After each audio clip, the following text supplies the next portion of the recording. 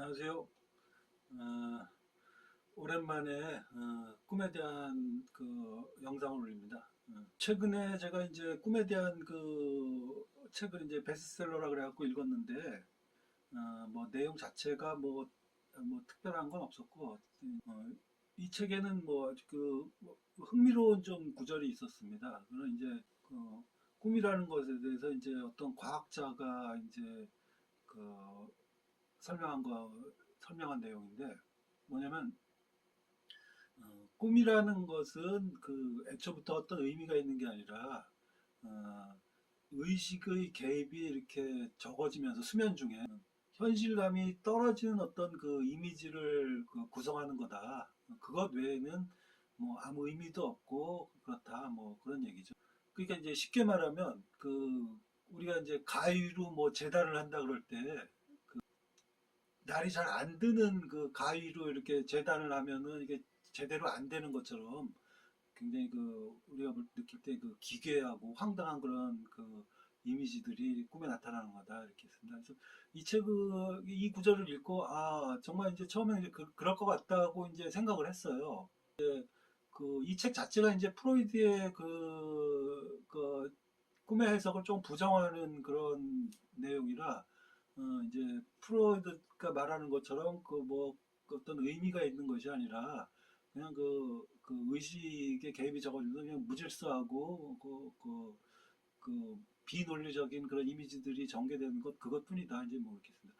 근데 이제 이 구절을 읽고 처음에 이제 정말 그럴 수도 있겠다고 생각을 했는데 제가 꿈을 이렇게 가만히 생각해 보면 그런 꿈도 많지만 또 그렇지 않은 꿈도 있습니다. 그래서 굉장히 심오하고 깊이가 있는 그런 꿈도 분명히 있습니다. 그렇게 뭐 그렇다고 그게 뭐 현실과 어떤 관계가 있다고는까지는 그 확대 해석하지 않지만 단순히 그 무의미한 뭐 이미지의 나열이다 그런 것 같지는 않다는 생각을 그 이제 최근에 이제 제가 그 좀 꿈에 대해서 이제 생각한 게 있는데 뭐냐면 우리가 이제 뭐 꿈이 이제 기괴하다거나 황당무계하다거나 비논리적이다거나 이런 꿈은 그 꿈에 대해서 그 표현을 할 수가 있습니다. 적어도 그 뭐 내가 꿈을 이렇게 설명을 할 수가 있어요. 그러니까 나하고 전혀 그 무관했던 어떤 사람이 나를 쫓아오더라. 이런 황당하죠. 그러니까 근데 이제 설명을 할 수가 있어요. 그다음에 이제 나는 분명히 기차를 타고 있었는데 이게 갑자기 비행기로 바뀐다거나 뭐 갑자기 무슨 뭐 식탁으로 바뀐다거나 그런 건 그 황당하지만 설명을 할 수 있습니다. 예? 언어로 설명이 가능하죠. 근데 어떤 꿈의 경우는 굉장히 그 길고 무겁고 그런 그 꿈을 꿨는데 기억이 나질 않아요.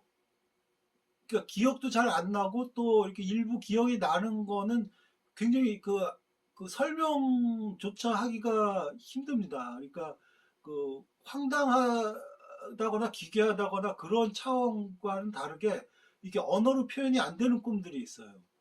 제가 그 얼마 전에 꾼 꿈은 이제 그 전날 이제 인간관계에 대해서 이제 이렇게 좀 생각을 했는데 꿈을 꾸면서 그것이 꿈속으로 넘어왔다는 것은 이해를 하지만 그 내용이 뭐 면도날이 뭐 몇 개 이렇게 겹쳐져 있는 게 나오고 막 그래요. 그래서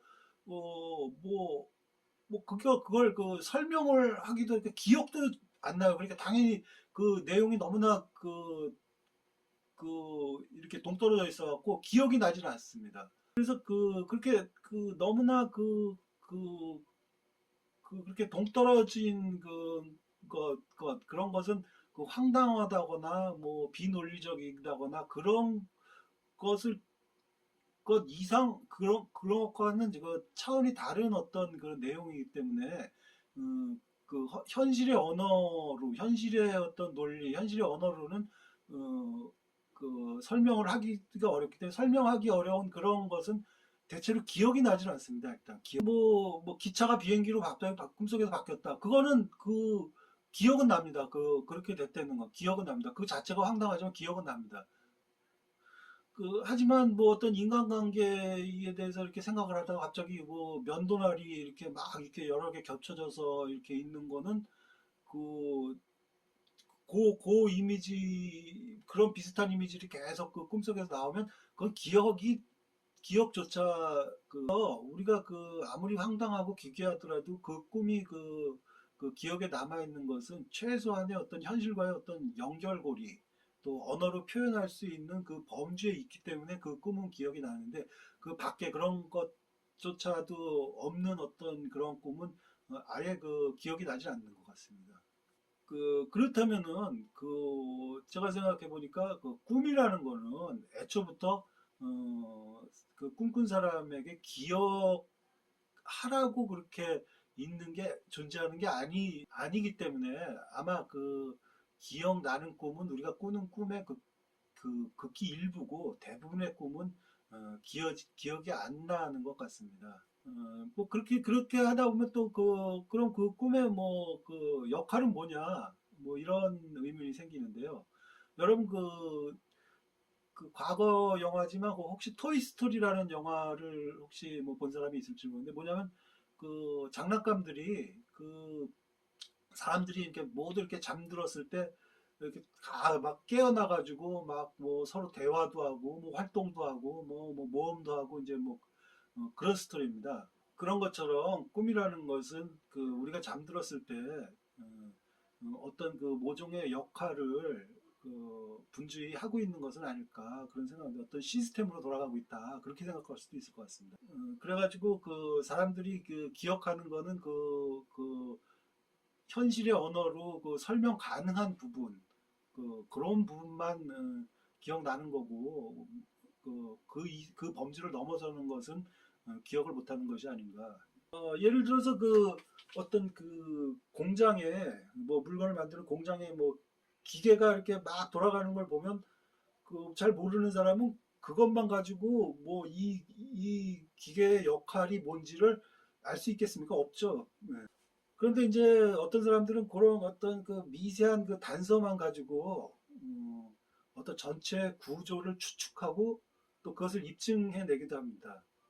이제 뭐 이를테면 프로이트나 뭐 아인슈타인 이런 사람들이 그렇죠. 이제 천재들이죠. 그런 사람들이 이제 그런 어떤 미세한 그, 보통 사람들이 그냥 지나치는 그런 미세한 단서를 파고 들어가지고 전체 구조, 우리가 생각하지 못했던 구조를 어, 입증하는 그런 사람들을 우리가 이제 흔히 천재라고 부르는 거죠.